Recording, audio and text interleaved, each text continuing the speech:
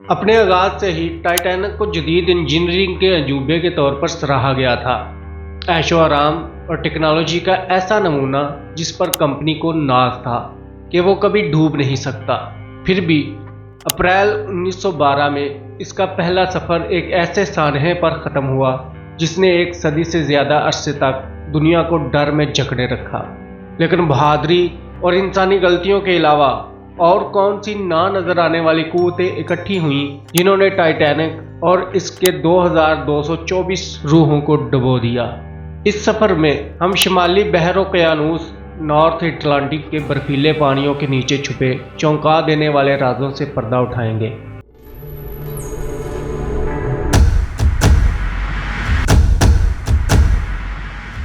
جہاز کے عملے کی طرف سے نظر انداز کیے جانے والی وارننگز سے لے کر ان تعمیراتی خامیوں تک جو تباہی کا باعث بنی، ہم ٹائٹینک کی انکہی کہانی کے دل کی گہرائیوں تک جائیں گے۔ کیا ٹیکنالوجی پر زیادہ اعتماد نے ٹائٹینک کو تباہ کیا، یا اس کے ڈوبنے کے پیچھے اور کئی زیادہ گہری اور پیچیدہ وجوہات تھیں؟ ہمارے ساتھ شامل ہو جہاں انسنکیبل شپ یعنی نہ ڈوبنے والے جہاز کے چونکا دینے والے رازوں کو دریافت کریں، ان افسانوں اور حقیقتوں کو ایک نئے زاویے سے دیکھیں جو تاریخ کی سب سے بڑی سمندری آفات میں سے ایک ہے۔ یہ صرف ایک جہاز کے غرق ہونے کی کہانی نہیں ہے، یہ انسانی عزائم، چالاکی اور بالآخر کمزوری کی کہانی ہے۔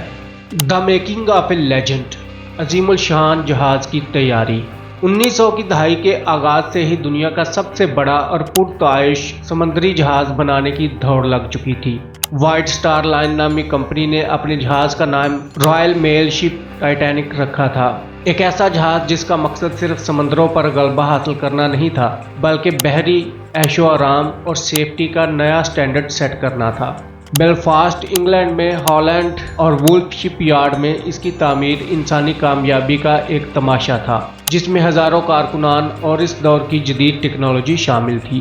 ٹائٹینک میں ایسی خصوصیات تھیں جو اس وقت بے مثال تھیں، مثلا واٹر ٹائٹ کمپارٹمنٹس اور ریموٹ کنٹرول سے چلنے والے واٹر ٹائٹ دروازے جن کا مقصد اسے ڈوبنے سے بچانا اور ساتھ ہی ساتھ بہترین ہوٹلوں کا مقابلہ کرنا تھا۔ مگر یہیں پر کمپنی ٹائٹینک کو پرآسائش بناتے بناتے اس کی سیفٹی پر فنانشل مشکلات کی وجہ سے کمپرومائز کر کے تباہی کی بنیاد رکھ چکی تھی۔ اس جہاز کو 2435 مسافروں اور عملے کے 892 ارکان کو ایڈجسٹ کرنے کے لیے ڈیزائن کیا گیا تھا، جس کی لمبائی 882 فٹ اور چوڑائی 92 فٹ تھی، جو اس وقت انسانوں کی طرف سے بنائی جانے والی سب سے بڑی حرکت کرنے والی چیز تھی۔ ٹائٹینک صرف اٹلانٹک کو عبور کرنے کا ایک ذریعہ نہیں تھا، یہ انسانی ترقی اور عیش و عشرت کی تیرتی ہوئی علامت تھی۔ تاہم عظمت کا یہ حصول اور سب سے بڑے اور پرتعیش جہاز کے لقب کا دعویٰ کرنے کی خواہش کی ایک بڑی قیمت چکانی پڑی۔ رپورٹس سامنے آئی ہیں کہ ٹائٹینک کی بیرونی دیواروں کو لوہے کے ریوٹس کے ساتھ باندھا گیا تھا، جو شاید اسٹیل سے بنی ہوئی پلیٹوں سے کمزور تھا، اور لاگت کی بچت کا اقدام جس کے مہلک نتائج ہو سکتے تھے۔ اور آپ اس بات پر بالکل بھی یقین نہیں کریں گے کہ جہاز میں صرف 20 لائف بوٹس تھیں جن پر جہاز کے صرف آدھے مسافر ہی بیٹھ سکتے تھے۔ جیسے ہی ٹائٹینک 10 اپریل 1912 کو ساؤتھہمپٹن سے نیو یارک شہر کے لیے روانہ ہوا، زندگی کے تمام شعبوں سے تعلق رکھنے والے مسافر، اس وقت کے امیر ترین صنعت کاروں اور مشہور شخصیات سے لے کر امریکہ میں نئی زندگی کا خواب دیکھنے والے تارکین وطن تک جہاز پر سوار ہوئے۔ انہیں کب معلوم تھا کہ نہ ڈوبنے والے جہاز پر ان کے ایمان کا جلد ہی انتہائی المناک طریقوں سے امتحان لیا جائے گا۔ وارننگز کو نظر انداز کیا گیا۔ جیسے ہی ٹائٹینک نے نارتھ اٹلانٹک کے اس پار اپنے پہلے سفر کا آغاز کیا، مسافروں اور عملے میں جوش و خروش اور اعتماد قابل دید تھا، لیکن ناقابل تسخیر عجوبے کے نیچے ایسی منحوس نشانیاں نمودار ہوئیں جنہیں افسوسناک طور پر نظر انداز کر دیا گیا۔ تباہی سے پہلے ٹائٹینک کو دوسرے بحری جہازوں سے کئی وائرلیس میسج ریسیو ہوئے جن میں اس کے راستے میں آئس برگ کے بارے میں وارن کیا گیا تھا، تاہم ان وارننگز پر وہ توجہ نہیں دی گئی۔ جہاز کے کپتان ایڈورڈ اسمتھ اور وائٹ سٹار لائن کی انتظامیہ پر تیز رفتاری کو برقرار رکھنے اور ٹائٹینک کی نیو یارک میں آمد کو یقینی بنانے کے لیے بہت زیادہ پریشر تھا۔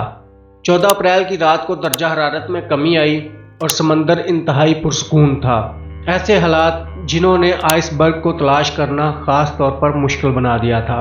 इन खतरात के बावजूद टाइटैनिक अपनी पूरी रफ्तार से आगे बढ़ता रहा, मगर दूरबीन के बगैर इस विशाल समंदर पर नजरें रखी जा रही थी, क्योंकि मुबैना तौर पर दूरबीन वाली अलमारी की चाबी खो गई थी। धुंधलके और दूरबीन की इस कमी की वजह से आइसबर्ग को देखने में ताखीर हुई होगी, और फिर टाइटैनिक और आइसबर्ग की टक्कर होने में वक्त बहुत कम रह गया था। ये हद से ज्यादा एतमाद, तकनीकी गुरूर और इंसानी गलती का एक मोहलक मजमुआ था, जिसकी वजह से टाइटैनिक ने इन वार्निंग्स को नज़रअंदाज कर दिया।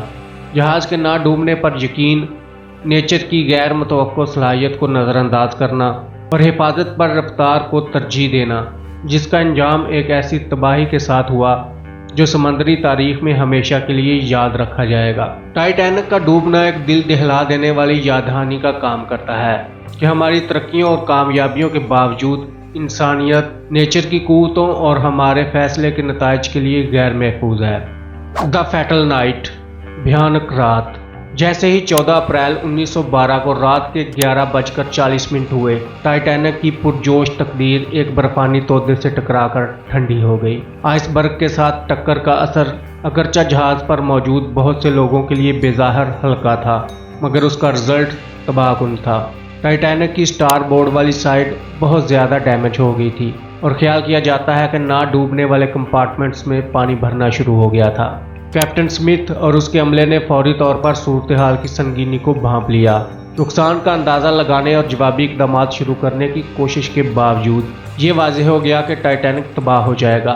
वो जहाज़ जो अपनी ऐशो इशरत और सेफ्टी की वजह से मशहूर था, अब बर्फीले नॉर्थ अटलांटिक के बीचों बीच डूब रहा था। मुसाफिरों को निकालना शुरू किया गया। हर तरफ अफरा तफरी फैल गई। लाइफ बोट्स अगरचा तमाम मुसाफिरों और अमले के लिए नाकाफ़ी थी और जल्दबाजी और बेइतनाई की वजह से इनको भरा भी नहीं गया था। लाइफ बोट्स में और लोगों के बैठने की जगह अभी थी, मगर लोगों को बिठाया नहीं गया। बहादुरी, कुर्बानी और मायूसी की कहानियाँ इस वक्त मंजर-ए-आम पर आईं जब टाइटैनिक के मुसाफिरों ने अपनी मौत को अपने सामने देखा। जैसे ही जहाज़ अगली जानब झुक गया और बिलाखर टूट गया, तारीख खाई में डूब गया, समंदर के मुंजमद पानियों में अपनी बका की जंग लड़ने वालों से भर गया। मुसीबत में मदद के लिए सिग्नल भेजे गए थे, लेकिन बहुत से लोगों के लिए मदद बहुत देर से पहुंची। RMS कारपेथिया जहाज़, जो कुछ घंटों की देरी से टाइटैनिक की तबाही की जगह पर पहुंचा, इस वक्त तक सर्दी ने 1500 से ज़्यादा लोगों की जान ले ली थी। डूबने के बाद दिल दहला देने वाले नुकसान और इंसानी मुसाइब का मंजर था। खानदान टूट गए और दुनिया सदमे में रह गई। टाइटैनिक का अलमनाक अंजाम सिर्फ एक समुद्री आफत ही नहीं था, ये आजिज़ी का एक गहरा सबक था जो हमें अपनी हदूद और फितरत के तकाज़ों के लिए एहतराम की याद दिलाता है। चलिए जानते हैं कुछ चौंका देने वाले राज। दोस्तों, टाइटैनिक के हादसे के बाद होने वाली तहकीकात ने चौंका देने वाले इंकशाफात किए हैं कि आइसबर्ग हादसे की फौरी वजह थी, मगर हक़ाइक़ से लाइल्मी और गलत फैसलों की एक सीरीज़ ने जहाज़ की किस्मत में अहम किरदार अदा किया। आइए इन पर बात करते हैं। नाक़िस डिज़ाइन। टाइटैनिक के वाटर टाइट कंपार्टमेंट्स को एक जदीद हिफाजती खसूसियत के तौर पर पेश किया गया था, ताहम वो खुद को ऊपर ना उठा सके, जिससे पानी एक डब्बे से दूसरे डब्बे में फैलने लगा। ये डिज़ाइन की खामी थी जो जानलेवा साबित हुई। नाक़िस मटीरियल। हालिया तजज़ियों से पता चला है कि टाइटैनिक की तमीर में इस्तेमाल होने वाला स्टील नाक़िस मेयार का हो सकता है, जो शुमाली बहर ओक़यानूस के जो नॉर्थ अटलांटिक के ठंडे पानियों का मुकाबला ना कर सका, जिसने आइसबर्ग के साथ इम्पैक्ट पर हिल के तेज़ी से नाकाम होने में अहम किरदार अदा किया। आग की इतला नहीं दी गई। साउथहैम्पटन से निकलने के बाद से टाइटैनिक के बंकरों में से एक में कोयले की आग जल रही थी, जिसने स्टील का ढांचा कमज़ोर कर दिया था। अमले ने आग पर काबू पा लिया, लेकिन इसकी वजह से जहाज़ की सालमियत पर पड़ने वाले असरात का सही तरह से जायज़ा नहीं लिया गया। सेफ्टी एल्यूजन। टाइटैनिक ने तमाम मुसाफिरों और अमले के लिए ज़रूरत से कहीं कम लाइफ बोट्स लिए। पुराने ज़ाब्तों और जहाज़ के डिज़ाइन में गलत एतमाद की बुनियाद पर यह फ़ैसला जुज़वी तौर पर ऐशो आराम के लिए डेक की जगह को ज़्यादा से ज़्यादा करने की ख्वाहिश की वजह से किया गया था। Miscommunication and mismanagement. मुसाफिरों को निकालने के दौरान मिस कम्युनिकेशन और मिस मैनेजमेंट की वजह से ये सानहा मज़ीद बढ़ गया। हेल्प के लिए सिग्नल्स देर से भेजे गए और लाइफ बोट्स की तैनाती अफरा तफरी से जानी नुकसान हुआ। सोशल इनइक्वालिटीज, समाजी अदम मुसावात। इस आफत ने सख्त अदम मुसावात को भी उजागर किया। जिंदा रहने की परसेंटेज थर्ड क्लास के मुसाफिरों के मुकाबले फर्स्ट क्लास के मुसाफिरों में नुमायां तौर पर ज्यादा थी, जो इस वक्त के समाजी दर्जाबंदी की संगीन अक्कासी थी। एक जहाज के आइसबर्ग से टकराने की सादा दास्तान से हटकर वो हमें इस तारीखी वाक़ये में बनी हुई पेचीदगियों और इंसानी गलतियों की याद दिलाते हैं। कंक्लूजन। 1912 में अप्रैल की इस खौफनाक रात में टाइटैनिक के डूबने से पूरी दुनिया में सदमे की लहर फैल गई, जिससे बड़े पैमाने पर गमो गुस्सा फैल गया और समंदरी सेफ्टी स्टैंडर्ड्स का नए सिरे से जायजा लिया गया। इसके फौरन बाद तबाही के नतीजे में 1913 में सेफ्टी ऑफ लाइफ एट सी पर बैनुल-अक़वामी कॉन्फ्रेंस बुलाई गई, जिसके नतीजे में समंदर में ज़िंदगी की हिफाजत के लिए पहला बैनुल-अक़वामी कन्वेंशन हुआ। इस कन्वेंशन में दीगर हिफाजती इक़दामात के साथ साथ लाजमी लाइफ बोट मशकें, 24 घंटे रेडियो घड़ियाँ और तमाम सवारों के लिए काफ़ी लाइफ बोट्स मुतारफ़ कराई गईं। टाइटैनिक ने इंसानी सकाफत पर एक अनमिट निशान छोड़ा, बेशुमार किताबों, फिल्मों और डॉक्यूमेंट्रीज से लोगों को मुतासर किया है। जहाज़ की कहानी इंसानी अज़ाइम, टेक्निकल फॉल्ट्स और फितरत की आजिज़ाना ताकत की अलामत बन गई है। एक सदी के बाद भी टाइटैनिक दुनिया भर के लोगों के तख़य्युल को मसहूर कर रहा है। जैसा कि हम टाइटैनिक को याद करते हैं, आइए ना सिर्फ इस सानहे पर बल्कि इंसानी रूह की लचक और अपनी हदूद को समझने और इन पर काबू पाने के लिए जारी जद्दोजहद पर भी गौर करें। टाइटैनिक के हैरानकुन राजों और पायदार मिराज के ज़रिए इस सफ़र में हमारे साथ शामिल होने का शुक्रिया। हमारे चैनल को सब्सक्राइब करना ना भूलें और अगर आप माजी के मज़ीद असरार जानना चाहते हैं तो इस वीडियो को लाइक करें।